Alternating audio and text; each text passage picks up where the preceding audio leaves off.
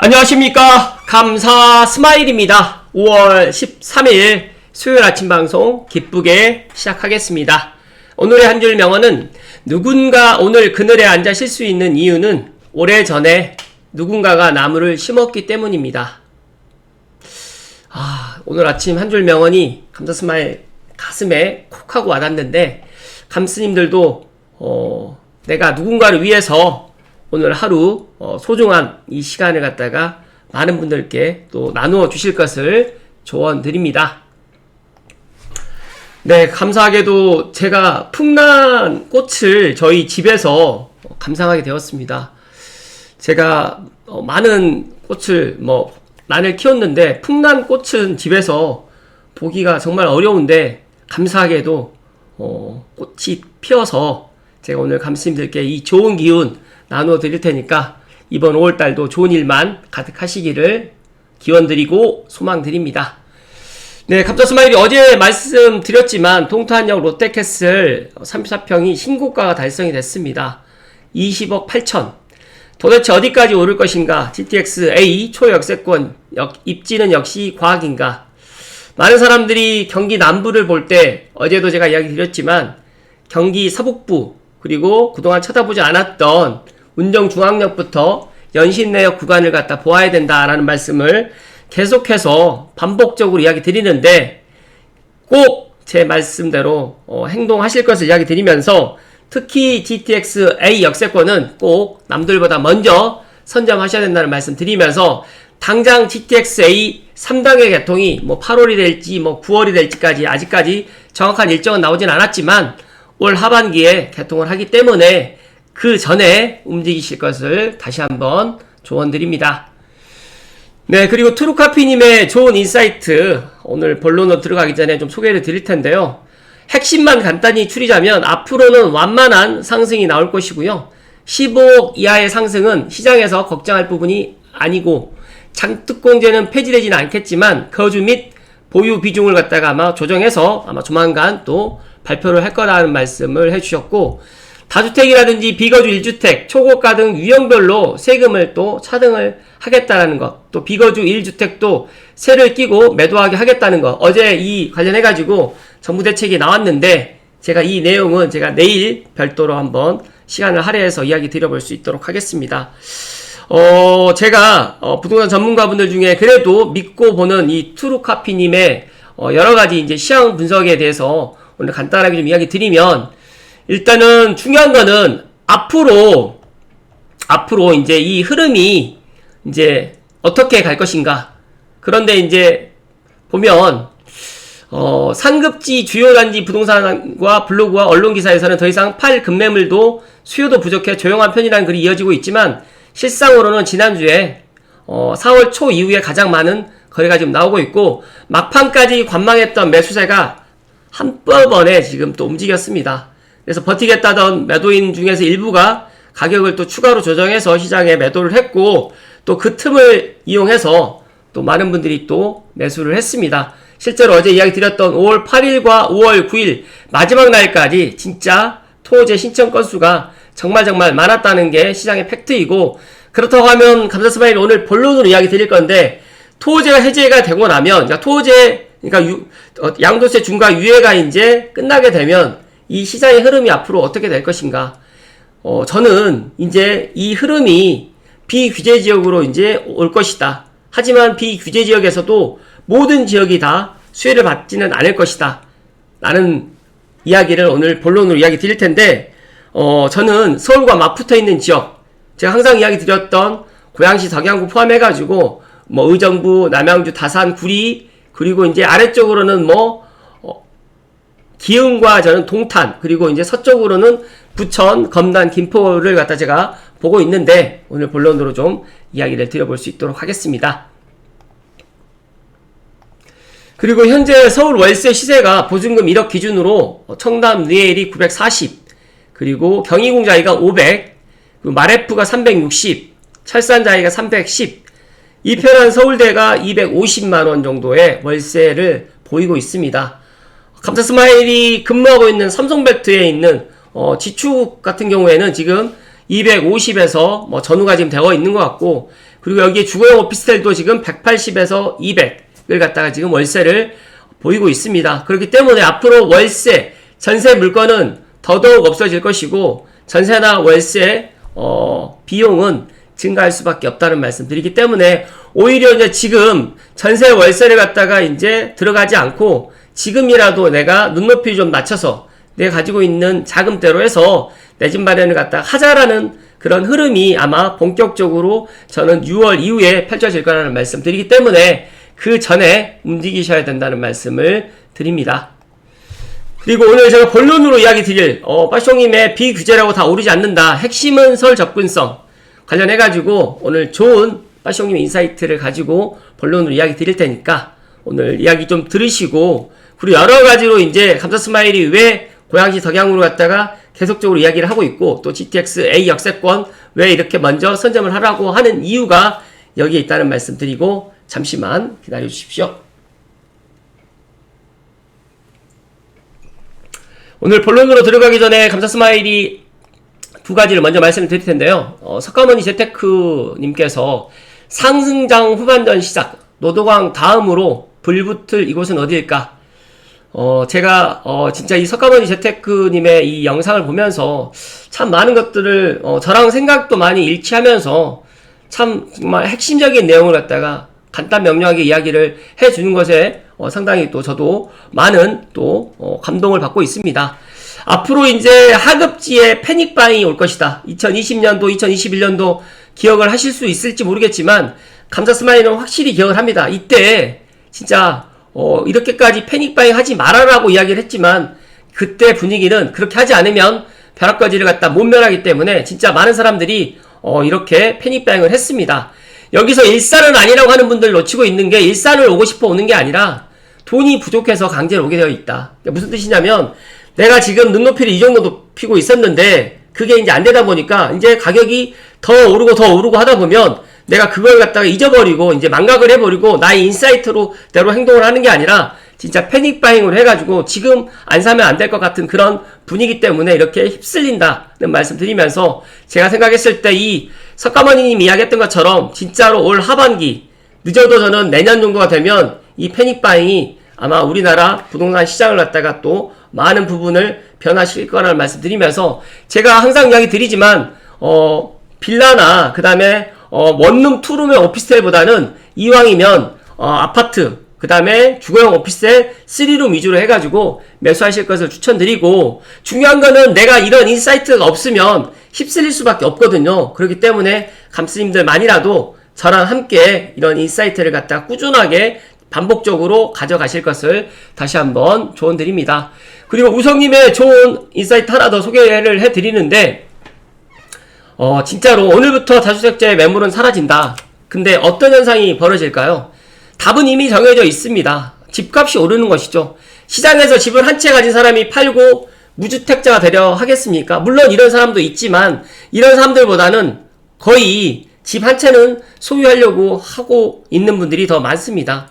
즉 1주택자는 주택 매물 공급자가 아니고 그렇다면 집을 내놓을 수 있는 사람은 다주택자 뿐인데 지금 제가 알고 있기로 제 주변에 아파트 서울 수도권에 2채 이상 갖고 있는 분들이 그렇게 많지가 않고 특히 3채 이상 갖고 있는 분들은 정말 많이 줄었다는 말씀 드립니다.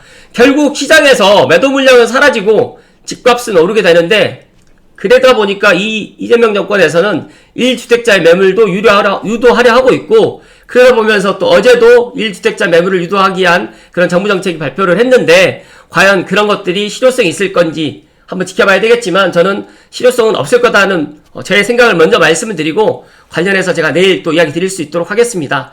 일단 국민의 주거 안정성, 거주 이전 자유를 박탈하더라도 장기적으로 다음 정권에서는 집값이 폭등을 하든 말든 당장 내 집권 기간 동안에만 집값 상승을 억누르면 된다라고 하는 이 정부에서 부동산 정책이 아닌 부동산 정치를 지금 펴려하고 있기 때문에 그게 성공할 수 있을까요? 전 못한다라고 우성님께서도 지금 보고 있고 북한에서도 장마당을 통제하지 못했고 어떤 정부도 인간의 욕망을 막을 수는 없다.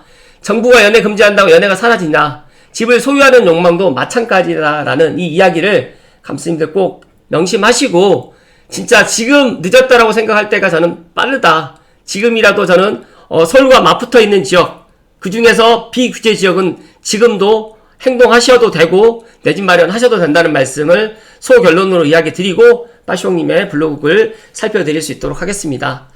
제가 비규제라고 다 오르진 않는다. 핵심은 서울 접근성이다라는 이 빠숑님의 인사이트를 갖다 어제 제가 보면서 일단 많은 사람들이 일자리, 교통, 인프라 이 세 가지를 갖다가 갖춘 집을 갖다 선호하는데 이 세 가지가 다 있는 곳이 이제 서울이에요.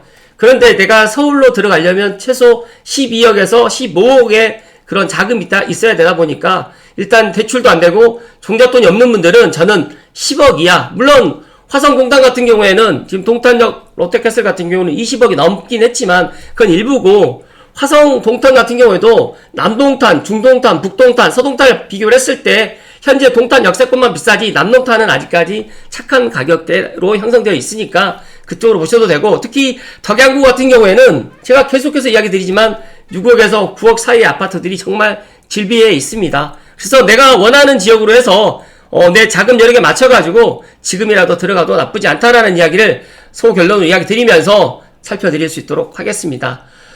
수도권의 비규제 핵심 권역의 매매 거래량이 작년 하반기부터 특히 이제 고양시 덕양구 같은 경우에는 올 3월부터 지금 거래량이 많이 증가를 했는데 이 전월세 매물의 일시적 감소가 아닌 구조적인 소멸로 지금 되고 있고 더 견고해지는 서울 및 핵심지 진입에 빗장이 켜지다 보니까 일단 서울과 맞붙어 있는 지역으로 지금 사람들이 관심을 갖다가 돌리고 있다. 수요는 사라지지 않고 있고 흐름만 지금 바꿀 뿐인데 일단 시장은 많은 사람들이 알고 계시겠지만 기계적으로 움직입니다. 규제가 강해진다고 해서 사람들이 집을 안 사거나 살 곳을 찾는 수요가 사라지는 것이 아니라 수요는 사라지지 않고 다만 갈 곳을 바꿀 뿐입니다. 전세를 갖다 찾다 보는데 전세가 물량이 없다 보면서 안 되겠다. 그러면 이 전세 물건이 없으니까 지금이라도 이 전세 물건에 대체할 수 있는 그런 아파트를 갖다가 매수해야 되겠다라는 생각이 전환이 되다 보니까 규제 지역에서 맡긴 수요가 이제 비규제 지역으로 흘러가고 있고 특히 그런 것들이 이제 남양주 다산이라든지 구리, 그 다음에 동탄, 그 다음에 용인, 기흥 쪽으로 일부 수요가 지금 들어가고 있고 아직까지 지금 서북부라든지 덕양구라든지 의정부, 김포, 검단은 아직까지 그런 수요가 아직 오지 않고 있었다라고 보시면 될 것 같아요. 하지만 중요한 거는 저는 앞서서 제가 말씀드렸던 것처럼 이제 상승장 후반전이 시작되고 있고 더 중요한 거는 그동안 오르지 않았던 비규제 지역 중에서 지금 빠숑님이 이야기하셨던 동탄, 구리, 다산, 그 다음에 부천, 의정부, 덕양구 이 6곳 중에서 그동안 오르지 않았던 제가 생각했을 때는 부천과 의정부, 덕양구를 갖다 지금 보아야 될 때라는 말씀 드립니다. 비규제라고 다 오르는 것은 아닙니다. 중요한 거는 저도 GTX A 3단계가 개통하지 않으면 제 운영 신도시를 갖다 매수하라는 이야기를 드리진 않겠지만 이 시점과 종점, 운정중앙역에서 동탄역까지 환승 없이 내려간다고 하면 사실적으로 동탄까지 운정중앙역에서 출근할 수 있는 사람, 퇴근할 수 있는 사람들이 분명히 생겨날 것이고 수서까지도 마찬가지로 운정중앙역에서 30분대로 간다고 하면 제가 판단했을 때 운정중앙역도 나쁜 대안이 그러니까 나쁜 그런 곳이 아니다라는 말씀 제가 드립니다. 그렇기 때문에 개통하기 전에 그걸 보아야 된다고 이야기를 하는데 많은 사람들은 가격이 올라갈 때 그리고 이제 남들이 관심 가질 때 그렇게 이제 가게 되어 있는데 제가 항상 이야기 드리잖아요. 그렇게 되면 돈을 못 벌고 내 집 마련을 할 때 더 비싸게 비용을 지불할 수밖에 없습니다. 그렇기 때문에 제 이야기대로 강남과 여의도, 광화문, 판교, 마곡, 가산 구로 디지털 단지 그리고 앞으로 또 들어올 용인 플랫폼 시티 그리고 이제 수서 역세권이라든지 서울역, 강북역 코엑스처럼 지금 펼쳐져 있는 이런 것들을 갖다가 좀 보셔야 되고 기존에 있는 마곡과 그리고 상암을 갖다가 가까이 갈 수 있는 덕양구가 정말 제 눈에는 좋아 보이는데 대다수 있는 사람들은 아직도 서울만을 갖다가 가야 된다라고 생각을 하는 분들 너무너무 계시는 것 같아서 마음이 안타깝긴 하지만 중요한 거는 이 기준을 통과하는 곳이 이제 지금 이 6권역이다 보니까 이 6권역은 감스님들만이라도 꼭 머릿속에 기억하시고 직접 임장을 가셔도 좋겠지만 지금 임장보다는 먼저 행동을 갖다 해야 된다는 말씀 드립니다. 첫 번째는 화성입니다.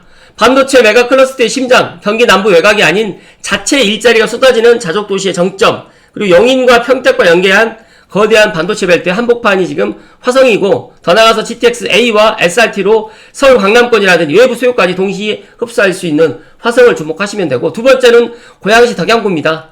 GTX-A 창릉역이 들어서면서 마포구와 은평구가 직접 맞닿아 있으면서 6호선, 3호선, 경의중앙선 입체적으로 연계되는데, 제가 이야기 드렸던 것처럼 창릉 3기 신도시가 들어오게 되면 고양시 덕양구, 특히 창천 벨트의 인기와 입지의 그런 선호도는 정말 높아질 것이다. 그렇기 때문에 향동, 원흥, 삼성 지축, 그리고 덕은까지 저는 어떠한 곳이라도 지금 들어가도 나쁘지 않을 것이다 하는 말씀을 강하게 이야기 드립니다. 세 번째로는 구리입니다. 8호선 별내선 연장으로 잠실까지의 도달 시간이 극적으로 단축됐고, 강남 핵심 일자리 권역의 동쪽 관문이 곧 구리인데, 제가 판단했을 때 이제 잠실에서 끝나는 것이 아니라 8호선 연장이 이제 판교까지 될 것이기 때문에 지금 강남 핵심 일자리라든지 또 나는 서울과 맞붙어 있는 곳에서 일단 출퇴근을 해야 되겠다 생각하시는 분들은 구리 지금 들어가셔도 나쁘지 않고, 마찬가지로 남양주 다산과 별내 진접 화도까지도 이제 8호선 별내선과 9호선 연장이 앞으로 계획되어 있다 보니까 남양주도 지금 보아야 될 때라는 말씀을 해주셨습니다. 다섯 번째로는 의정부. 어떻게 보면 의정부는 많은 사람들이 보고 있지 않지만 이제 GTX-C가 올해 또 착공을 계획하고 있고, 또 의정부가 서울 동부권의 마지막 비규제 관문이다 보니까 지금 의정부 역세권으로 해가지고 일단 들어가셔도 좋을 거라는 이야기를 해주셨고, 마지막으로 여섯 번째 부천인데, 오히려 부천은 저는 GTX-B 뿐만 아니라 7호선, 1호선 그리고 여기서 빠뜨렸는데 서해선도 지금 부천을 통과하고 있습니다. 그렇기 때문에 서해선이 지금 충남 홍성까지 또 내려가는 시간이 내년이 또 올 수가 있기 때문에 양방향 일자리라든지 수요를 동시에 흡수하면서 인천과 서울의 중간에 있으면서 이 부천의 입지도 상당히 좋을 거라는 말씀 드리면서, 만약에 내가 직주 근접의 위치라든지 내가 뭐 동쪽에 있는 분도 있고 서쪽에 있는 분도 있고 뭐 서북 쪽에 계신 분도 있겠지만, 만약에 내가 있는 위치에서 가장 좋은 선택을 이 6곳으로 하시게 되면 너무너무 좋을 거라는 말씀 드리면서, 저는 항상 이야기 드리는 게 있잖아요. 머릿속으로 그러니까 머릿속으로 생각하는 것도 물론 중요하고 계획을 잡는 것도 중요하지만 일단 행동을 해야 된다. 그래서 가슴속과 이 머리가 진짜 뭐 1m도 안 되는데, 어떻게 보면 한 30cm 정도밖에 되지 않지만 이 심장과 머리가 이렇게 멀리 떨어져 있지 않고 항상 가까이 행동할 수 있는 그런 감스님들이 되실 것을 다시 한번 이야기 드립니다.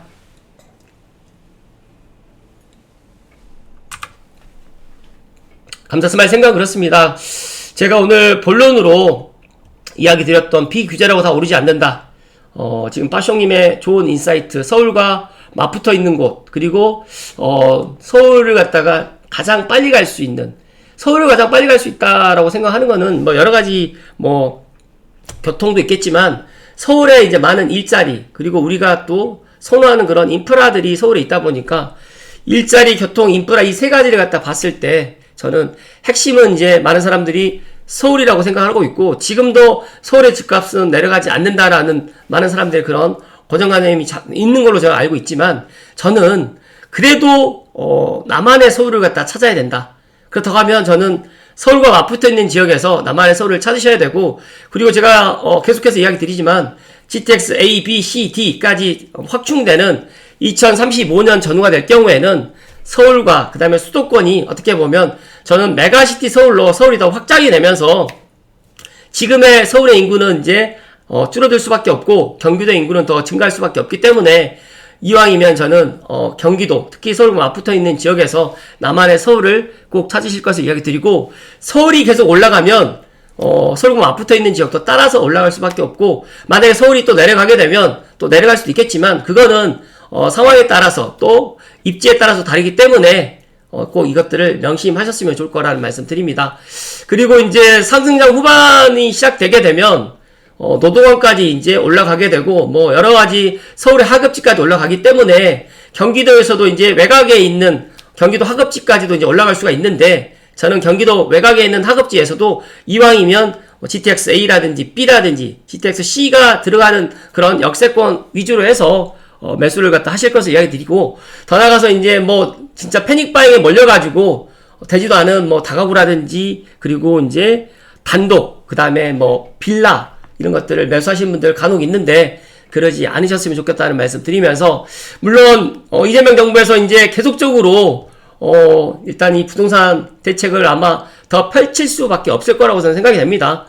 비거주 1주택자의 매물을 유도해가지고 일시적으로 시장을 누릴 수는 있겠지만, 저는 이 한 번의 이 흐름이, 저는 이 안타까운 게 주택 공급을 서울의 수도권에 계속해서 민간을 갖다가 이런 공급을 갖다 할 수 있도록 이런 테러를 갖다 열어주면 될 텐데, 그걸 하지 않고 지금도 공공으로만 하겠다라고 말도 안 되는 이야기를 하면서 지금 집 사지 말고 기다려라. 그리고 지금 다주택자를 갖다 이렇게 적폐시하는 것들이 진짜 자유민주주의 시장경제하고 참 반대로 지금 가고 있다는 말씀 드리면서, 부디 감스님들만이라도 감다스마일 이야기에 귀를 기울이시고 지금이라도 내 집 마련을 갖다 하셔야 된다는 말씀을 마지막으로 이야기 드리면서, 감다스마일이 여러가지 이야기들을 아침 시간에 이야기 드리고 싶지만 시간의 한정으로 인해서 뭐 여러가지로 이제 이야기를 못 드리는 거가 많아요.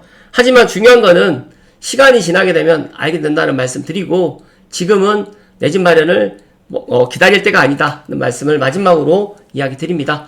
오늘도 건강하시고 행복 가득하십시오. 고맙습니다.